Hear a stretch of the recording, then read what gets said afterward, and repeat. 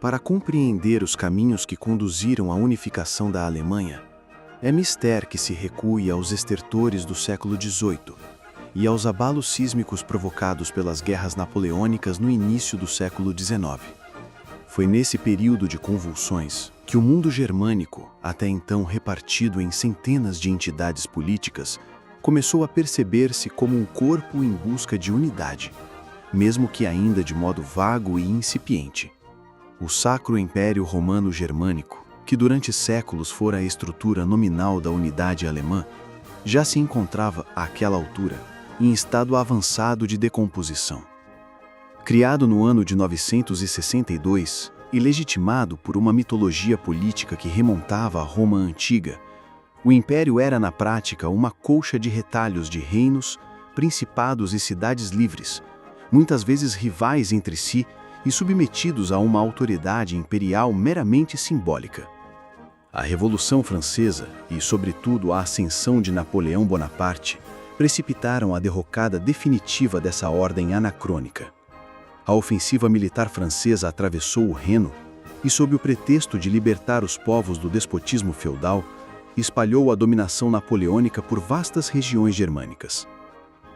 O mundo alemão foi compelido a confrontar sua desunião e fraqueza diante de um poder centralizado, moderno e impiedosamente eficaz.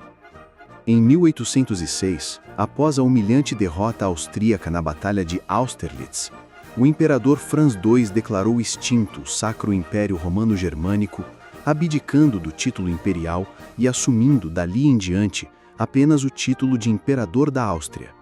Era o fim de uma era milenar.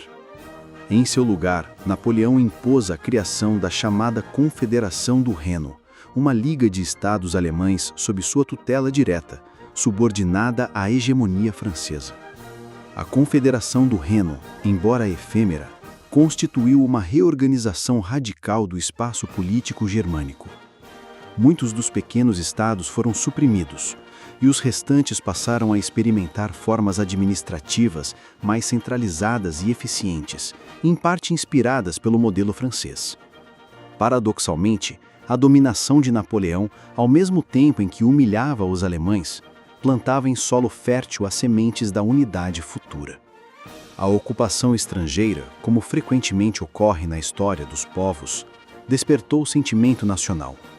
Não apenas nas elites, mas também entre setores da população comum, começou a emergir a ideia de que os povos germânicos, apesar de suas divisões, partilhavam uma mesma língua, uma cultura comum e um destino histórico que exigia coesão frente à opressão externa. A germanidade começava a ser percebida como uma identidade a ser construída. A Prússia, apesar de também vencida por Napoleão em 1806, reorganizou-se com notável vigor. Reformadores como Stein, Hardenberg e Scharnhorst empreenderam mudanças profundas no Estado prussiano, abolindo servidões feudais, modernizando o exército e instituindo um novo espírito de cidadania e mérito. A Prússia emergia como um foco de resistência e renascimento, e futuramente como a protagonista do processo unificador. Em 1813, os ventos da guerra começaram a soprar contra o imperador francês. A campanha da Rússia fora desastrosa, e com o enfraquecimento das forças napoleônicas, os povos germânicos reagiram. Levantou-se então a chamada Befreiungskrieg, a Guerra de Libertação. Prússia, Áustria e outros estados uniram-se contra o opressor estrangeiro, culminando na Batalha das Nações, em Leipzig, em 1813, onde Napoleão sofreu uma derrota decisiva.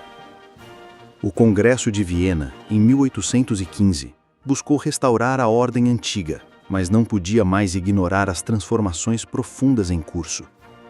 Em substituição à Confederação do Reno, criou-se a Confederação Germânica, uma liga frouxa de 39 estados sob presidência austríaca, sem poder executivo real, nem exército unificado. Era uma tentativa de conciliar o desejo de ordem das monarquias com o clamor crescente por unidade entre os povos. Apesar de restaurar formalmente as antigas dinastias e estruturas, o Congresso de Viena não conseguiu apagar o sentimento nacional despertado durante as guerras. A juventude intelectual, os veteranos das batalhas, os patriotas recém-formados, todos esses alimentavam o sonho de uma Alemanha una e soberana, livre de interferências estrangeiras e capaz de afirmar-se como uma nação entre as nações. Ao mesmo tempo, surgia o romantismo alemão, que desempenhou papel central na formação de uma consciência nacional. Poetas, músicos, filósofos e historiadores exaltavam a alma do povo alemão, sua tradição, sua língua, seus mitos fundadores. A cultura tornava-se o berço da nação idealizada, ainda que esta não existisse em termos políticos concretos. A Prússia, cada vez mais fortalecida, tornava-se foco de esperança para os nacionalistas, embora dividisse esse protagonismo com a Áustria, que, por sua vez, desejava preservar a ordem imperial e multiétnica austro-húngara. A rivalidade entre as duas potências germânicas delinearia os contornos das disputas futuras sobre qual modelo de unificação prevaleceria: o Klein Deutschland, Alemanha sem a Áustria, ou o Großdeutschland, Alemanha com a Áustria. No entanto, o sentimento de unidade ainda era, àquela altura, sobretudo difuso e idealizado. Era necessário um símbolo, um gesto, uma fagulha de heroísmo que, mesmo isolado, condensasse os anseios de uma geração.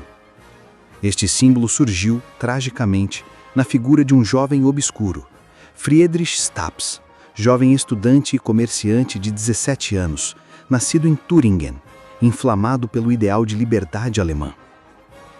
Em 1809, no auge da ocupação napoleônica, Staps tentou aproximar-se de Napoleão durante uma parada militar em Schönbrunn, portando uma faca com a qual planejava assassinar o imperador francês.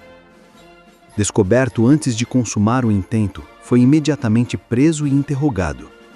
Quando questionado sobre suas motivações, declarou sem hesitação: "Eu quis matar Napoleão porque ele oprime o meu povo." Condenado à morte, Friedrich Staps foi executado a 17 de outubro de 1809. Suas últimas palavras, pronunciadas com firmeza perante o pelotão de fuzilamento, foram: "Freiheit für immer, Deutschland für immer." Liberdade para sempre, Alemanha para sempre. Mesmo inexistente como Estado, a Alemanha já vivia como ideia. E essa ideia, regada pelo sangue de mártires, começava a ganhar corpo na consciência coletiva de um povo em busca de si.